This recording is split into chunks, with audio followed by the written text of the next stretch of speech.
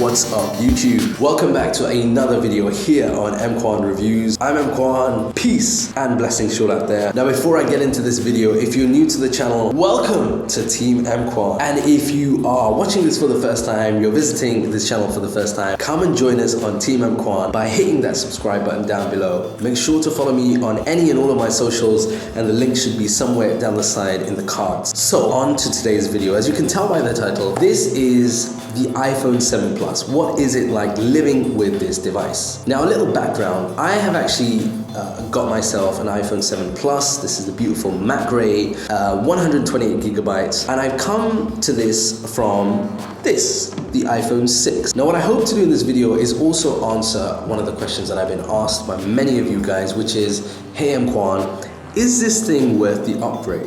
And I'm going to answer this question really simply with yes and no. So let me explain. Let's start off by talking about the design and really what has changed. First of all, as you can tell, it comes in a beautiful new color. It actually comes in two new colors. I decided not to get the 7 Plus in jet black because for me personally, going into the store and trying that thing out, I was shocked at both the number of scratches and also the smudges that came about from that. I ended up getting the matte black, and in my personal opinion, I love the matte black. I love the kind of stealthy look to it. It's very in at the moment. It's also really nice in the hand and also to use. And what Apple have done really well with the 7 Plus and the 7 is that they've managed to kind of almost form a one-piece look to the new iPhone. So look, if you're a sucker for new colors, you're going to be impressed. If you're a sucker for dark new colors, you're going to be really impressed. Now, the other thing that has changed from the design perspective is the new home button.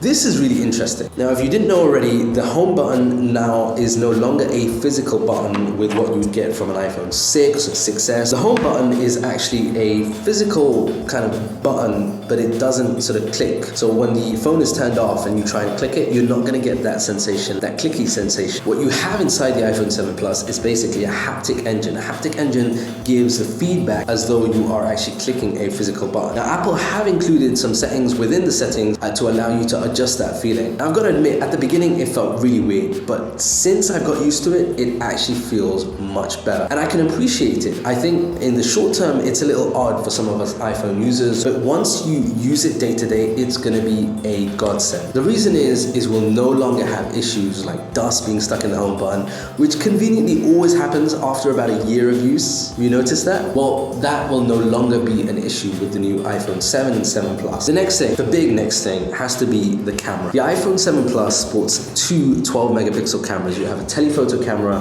and you have a wide angle camera, and it kind of switches in between the two. In low light, it performs really well. You have 2 times optical zoom, which again, I didn't realize until I started using it, makes such a good big difference. And then you've got 10 times digital zoom. Almost all of the photos that I've taken with the iPhone 7 Plus camera have really impressed me. And I'll give you an example. There was a picture that I posted up last night from our balcony. It got a ton of really positive comments. Talking about cameras, the front camera now is a 7 megapixel camera.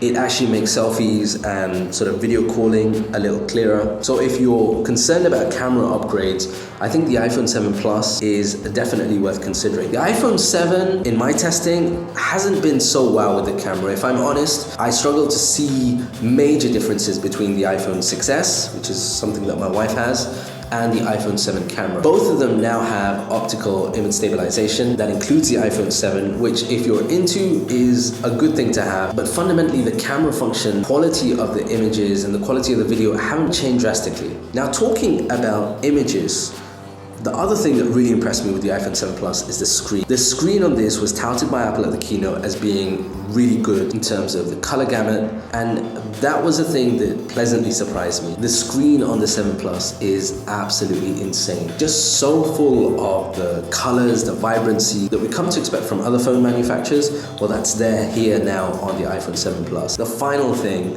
that's worth considering with the iPhone 7 Plus, if you're interested in upgrading, is the fact that it's now IP67 water and dust resistant. Now, this made my heart jump when I tested it out for the first time, because let's face it, water and phones, they don't mix. But the fact that the iPhone 7 Plus is now water resistant, I'm gonna say water resistant because if you look carefully at Apple's website, they do make a claim that they won't cover water damage under the warranty. And I think that's really important. I think I've seen a number of videos where people have actually gone swimming with the phone. I wouldn't feel comfortable going to swim with my iPhone, but if it does get wet, if it does fall into the pool, I'm not gonna have a major heart attack. So I think those are the features, if you're looking for those, and there really needs to be more than one of those that, you know, should kind of guide you in whether or not you should upgrade to the iPhone 7 or 7 Plus. Remember at the beginning, I said no as well? Well, here's why I'm saying no. First, the biggest issue that I faced with the iPhone 7 Plus was equally this year's biggest controversy with the launch, and that was the absence of that 3.5mm headphone jack.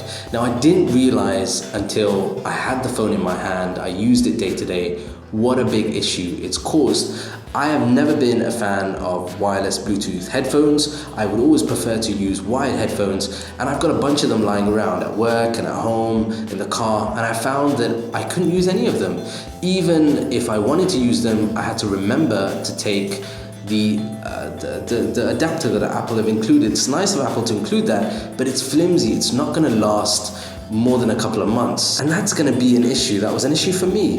Another thing, I think if you have an iPhone 6, a 6S, and you want to jump to the iPhone 7, it's an upgrade, but it's not, or it doesn't feel like a major upgrade. And I think that's down to the fact that a lot of the major hardware changes have happened inside. I'm talking about the brand new A10 Fusion chip. Yes, it does make the experience on the iPhone 7 Plus much more faster than my iPhone 6. However, after the upgrade to iOS 10 on my iPhone 6, the speed changes weren't like drastically noticeable. Now, I've used my wife's iPhone 6S and compared it with the 7 Plus. Granted, the camera on this is better. Granted, the fact that it's water resistant, that's better. But in terms of speed, efficiency of using the phone day to day, getting stuff done, there wasn't a major difference. And that's why I say no as well. My honest opinion is if you have an iPhone 6S or a 6S Plus and you're looking to upgrade to the iPhone 7 or 7 Plus, I don't think it's a worthy enough upgrade, particularly given that it's gonna cost as much as it does. But if you have an iPhone 6 or an iPhone 5S or an iPhone 5 or even older and you need a new iPhone, then yes, definitely, I think getting the iPhone 7 or 7 Plus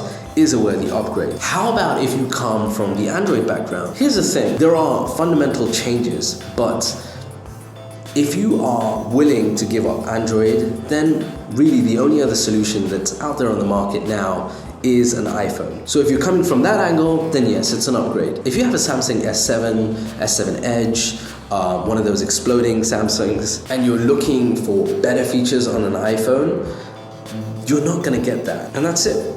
That's really my opinion on the iPhone 7 Plus. That's it from me for now in this video. If you found this beneficial, please hit that share button, share it on your Facebook, your Twitter, your Instagram, whatever. And again, if you're new to the channel or this is the first time you're watching one of these videos, do hit that subscribe button. I upload every Thursday, so you get a brand new fresh video delivered into your inbox. I will see you in the next video. Do remember to leave a comment down below. And until next time, I'm EMKWAN. Peace and blessings.